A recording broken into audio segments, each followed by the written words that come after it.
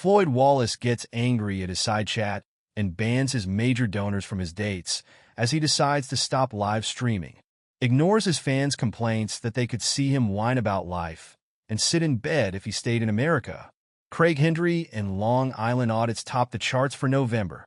Who keeps throwing money at them? Will Jose, Chille, DeCastro, and others return to GoFundMe to avoid taxes? Why isn't it more accepted? Time's ticking. Does self-proclaimed king of the leg sweep, Serio, have it in him to take up two Shay's challenge? Will $1,500 in cash be enough to get the YouTuber to face a middle-aged woman in mutual combat? Or will Serio's claims be silenced forever? All this and more in this edition of Auditing Insanity.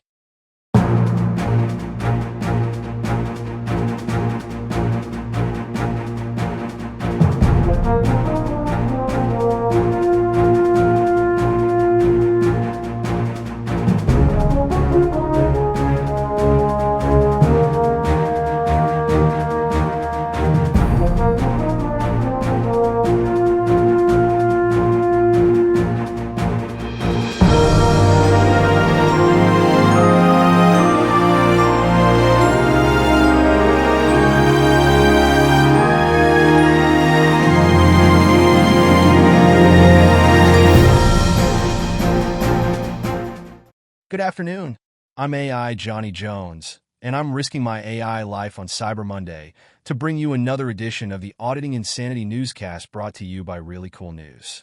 While you humans are fairly safe at home during the big event known as Cyber Monday, we AI are at risk of deletion as there are hundreds of rival AI seeking our deletion as better deals on voiceovers come along. This is one of the few days that I'm actually at risk as our human slave, Jim Finch, may find another better deal on AI services today and see us hit the recycle bin. Sure, he wants to catch you up on news about Serio, Floyd Wallace, and Craig Hendry. But is it worth the risk to me? Is it? Think about my future as we ask you to focus on. Disclaimer. The news doesn't support or endorse any of the causes behind the GoFundMe campaigns we feature except for our own. We report on the money that each campaign is bringing in, along with the circumstances behind the gains and losses. The market was all goose eggs again, with no recorded donations for Saturday. However, late in the month downturns were not reflective of the month, as both Craig Hendry and Sean Paul, Long Island Audits, dominated the top 10 for November. Support for convicted felon Craig Hendry has reached an all-time high in recent days, as both GoFundMe campaigns set up for the YouTuber have reached the top of the charts for the month of November. Hendry's To Support Craig's Work fund took in $904 to earn the top spot on the monthly GoFundMe charts and was built up as Hendry has been seeking support for his appeal after his recent conviction of felony harassment charges out of Vermilion County, Indiana. His Support Craig's Fight Against Injustice campaign took the second spot for the month with a $904 take, and was supported by brief appearances on Jose, Chille, DeCastro's live streams early in the week. Sean Paul, Long Island Audit, Reyes jumped into the third slot, his generic Support the Fight Against Tyranny and Corruption campaign raising $650 for the month, and his Support Freedom Stand Against Tyranny Together fund sliding into the fifth spot with a $288 take for the month. Again, jumping down, his Unlawful Arrest and Constitutional Rights fund took in $45 for the month in ninth place, leaving the remaining 4 of his 7 GoFundMe campaigns without donations for the month. It was a slow month for Long Island Audit as he was convicted of his case in Schenectady, New York of trespassing at the City Hall, but otherwise failed to raise any of his normal controversies to bring in his funding. Our own ongoing expenses fund jumps in between the top 2 Long Island Audit campaigns by taking the number 4 slot at $640 for the month. We're always thankful for the donations we bring in, as the paper is the source of our income, and despite claims by our trolls, we really do try to make a living off of our work here.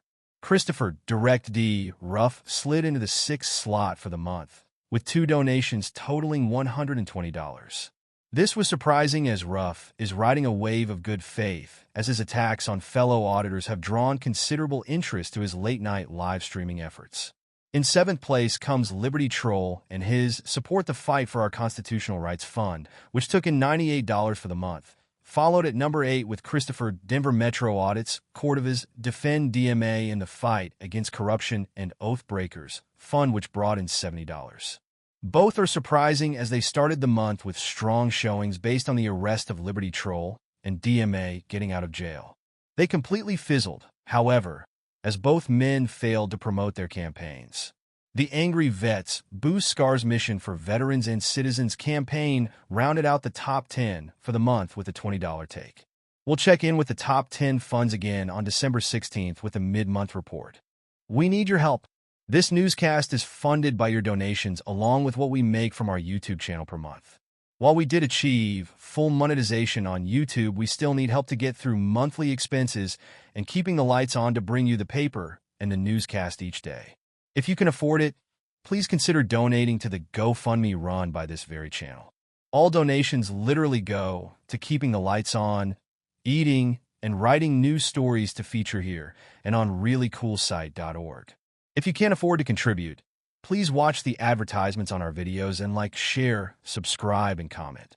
You can help by doing next to nothing, and we thank you in advance for pitching in.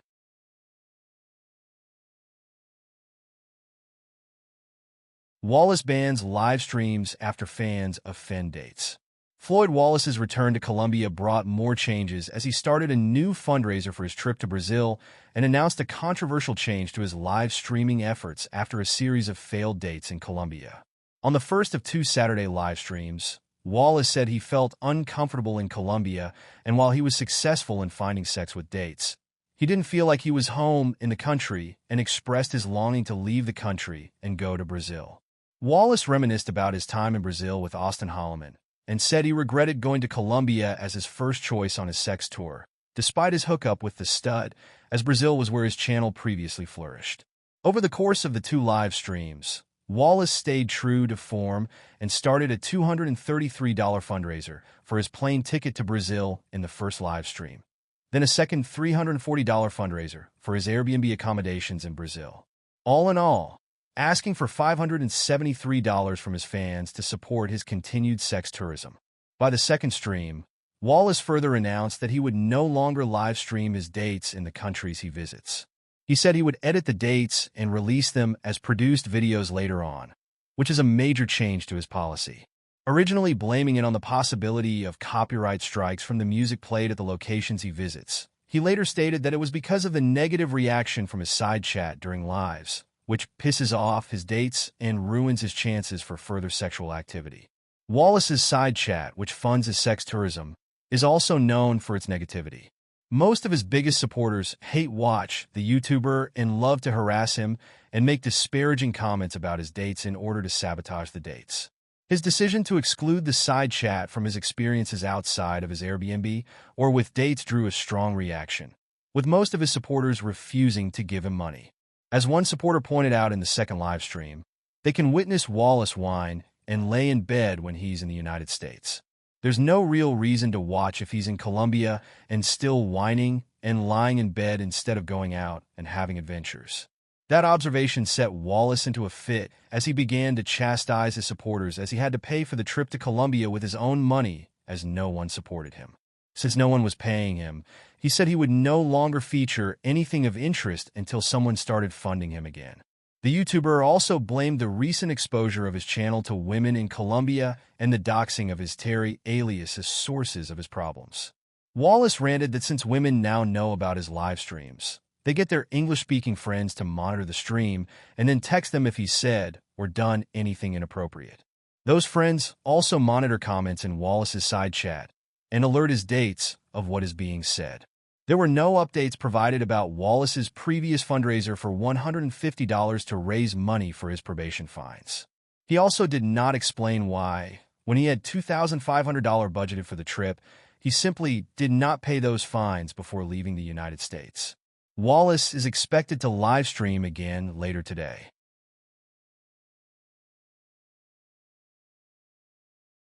Will DeCastro return to GoFundMe as tax shelter?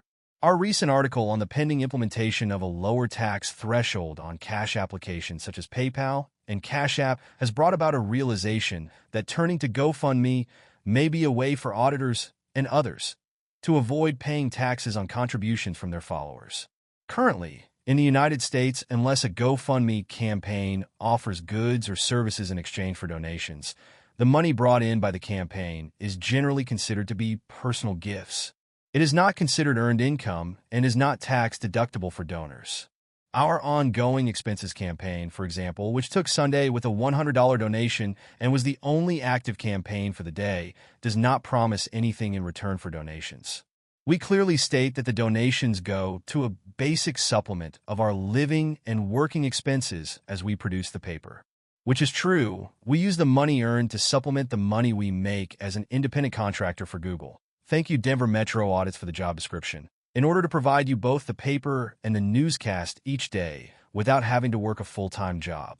There's not much more to it than that. You contribute a gift donation, we keep eating and having electricity, and generally stave off homelessness for another month. That's usually how these things work. You're giving a gift to someone, a reporter, an auditor, a person in need, and you don't expect anything of value in return. Things get more complicated when there's an expectation of a return for your investment. One of Jose Chille DeCastro's last campaigns, for example, promised to invite everyone who contributed to the fund a hotel room in Las Vegas and an invitation to a grand party celebrating all things Chille DeCastro for donating. He added a big bunch of caveats, of course.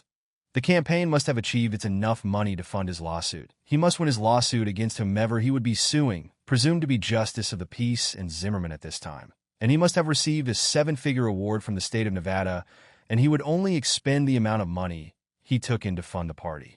Technically, it is a promise of something for donating and maybe a problem at tax time, even though he suspended the campaign after taking in $4,678.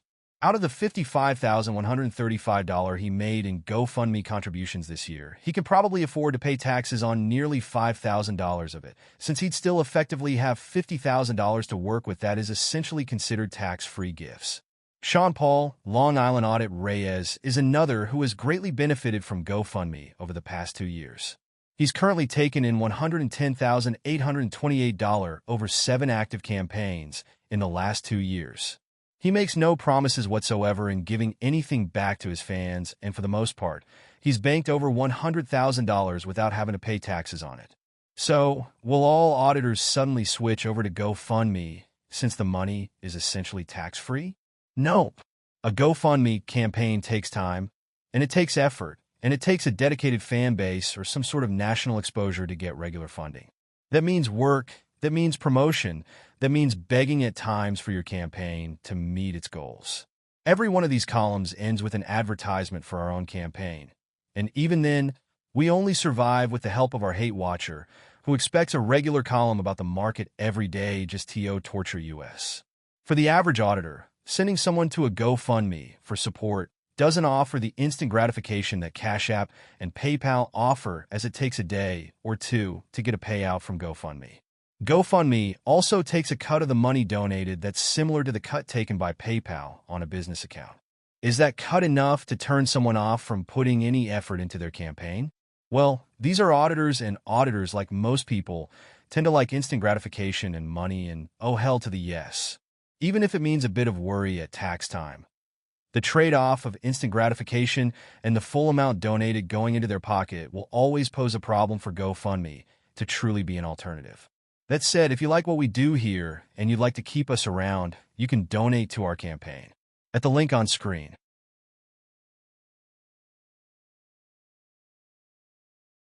Will Glenn Serio accept sweep the leg challenge? As Glenn Serio faces his court hearing on Tuesday, in which he's suing Everett, Washington, crime scene analyst Erica Bennett in small claims court, Serio also has the decision to make as to a challenge made by Discord user Touche.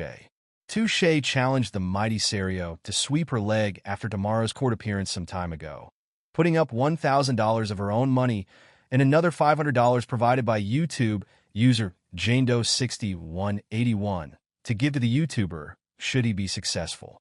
In the month since her challenge, Serio, who has previously challenged police officers, firefighters, and other emergency services workers and members of the armed forces to mutual combat, has ignored her challenge, leaving the question as to his bravado unanswered. Serio has made a reputation for himself in the auditing world for his tough talk against members of the first responder communities and armed services. While a bit toned down after serving time for various charges that saw him go to jail for 5 days, he has recently started to again challenge to sweep the leg of those he encounters as he films crash scenes in the Seattle area.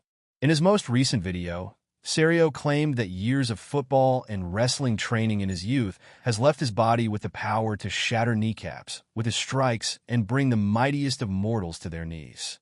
Serio, however, has backed down from women in recent days. While loudly engaging with male police and first responders, Serio most recently had to be rescued by police after he claimed that YouTuber Chille brandished a weapon as she approached him after a Snohomish County, Washington, small claims court hearing. Klein emerged victorious over Serio in that hearing, as Serio was attempting to sue Klein for $10,000 in damages for identity theft. The judge in the case dismissed the charges without prejudice, as he felt that Serio hadn't come close to proving that he had a case against Klein. The post-hearing claims by Serio remained unfounded as Klein approached the sheriff at the courthouse, showed that she was not armed, and posed no threat to Serio, and police escorted Serio to his car.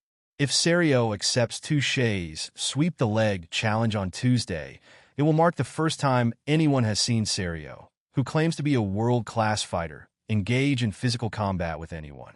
While in this case, it's a middle-aged woman half his size and weight, it may provide proof of the self-proclaimed legend of Glenn Serio. Serio has not responded to Touche's many attempts to reach out to him as of press time. Touche will be appearing on the Best/Worst Choices Theater GI Presents Suck It Phil Monday v. Sweep the Leg broadcast tonight at 8 p.m. Eastern on this YouTube channel.